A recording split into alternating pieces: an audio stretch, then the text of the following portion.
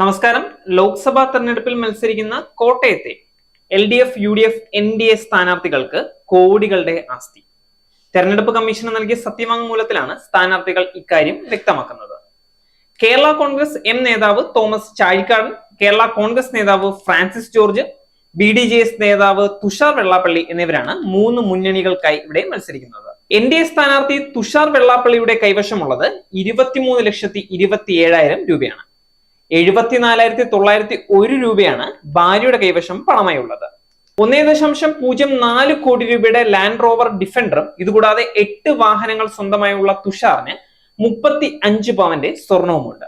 ഇവയടക്കം മൊത്തം 6,23,46,080 രൂപയാണ് നിക്ഷേപ മൂല്യമെന്ന് നാമനിർദ്ദേശക പത്രികയ്ക്കൊപ്പം സമർപ്പിച്ച സ്വത്ത് വിവര സത്യവാങ്മൂലത്തിൽ പറയുന്നു. സ്വന്തം പേരിലുള്ള കെട്ടിടങ്ങൾക്കും ഭൂമിക്കും 41,98,00,000 രൂപയാണ് മൂല്യം.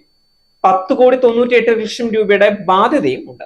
LDF സ്ഥാനാർത്ഥി തോമസ് ചാഴിക്കാടന്റെ കൈവശമുള്ള പണം 40,000 രൂപയാണ്. ഭാര്യയുടെ കയ്യിലുള്ളത് 30,000 രൂപയും. സ്വർണമായും നിക്ഷേപമായും ചാഴിക്കാടന് 50,30,000 രൂപയും ഭാര്യയ്ക്ക് 50,39,000 രൂപയും വിവിധ ബാങ്ക് അക്കൗണ്ടുകളിലായി ഉണ്ട്. ഇതിനു പുറമെ ഇരുവരുടെയും ജോയിന്റ് അക്കൗണ്ടിൽ 27,80,000 രൂപയാണ് ഉള്ളത്. ചാഴിക്കാടന്റെ 2 കാറുകളും കൂടാതെ 24 ഗ്രാം സ്വർണവുമുണ്ട്. 12 ലക്ഷം രൂപയാണ് കാറുകളുടെ മൂല്യം. ഭാര്യയ്ക്ക് 476 ഗ്രാം സ്വർണമുണ്ട്. ചാഴിക്കാടന് 96 ലക്ഷത്തിന്റെ ഭൂമിയും ഇരുവരുടെയും പേരിൽ 80 ലക്ഷത്തിന്റെ വീടും സ്ഥലവും ഉണ്ടെന്നാണ് സത്യവാങ്മൂലത്തിൽ പറയുന്നത്. UDF സ്ഥാനാർത്ഥി ഫ്രാൻസിസ് ജോർജിന്റെ കൈവശം പണമായി 15,000 രൂപയും നിക്ഷേപമായുള്ളത് 61,97,000 രൂപയുമാണ്. ഭാര്യയുടെ പക്കൽ പണമായി 12,000 രൂപയാണ് ഉള്ളത്. സ്വന്തമായി ഇദ്ദേഹത്തിന് വാഹനമില്ല. ഭാര്യയുടെ പേരിൽ 2 കാറുകളുണ്ട്. 8 ഗ്രാം സ്വർണമാണ് ഉള്ളത്. ഭാര്യയുടെ കയ്യിൽ 425 ഗ്രാം സ്വർണമാണ് ഉള്ളത്.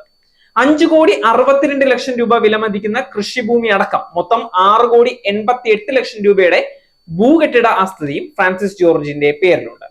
കേരള ബാങ്കിൽ കാർഷിക വായ്പ ഇനത്തിൽ 3 ലക്ഷം രൂപയുടെ ബാധ്യതയും ഇദ്ദേഹത്തിനുണ്ട്. ഭാര്യയ്ക്ക് 10 ലക്ഷത്തിന്റെ ബാധ്യതയാണ് ഉള്ളത്. നേരിന്റെ വാർത്തകൾ നിങ്ങളുടെ വിരൽത്തുമ്പിൽ എത്താനായി സാക് ന്യൂസ് ചാനൽ സബ്സ്ക്രൈബ് ചെയ്തും ഷെയർ ചെയ്തും ഒരു ശരിയായ മാധ്യമ നിലപാടിന് നിൽക്കാൻ ഞങ്ങൾ നിങ്ങളെ ക്ഷണിക്കുന്നു.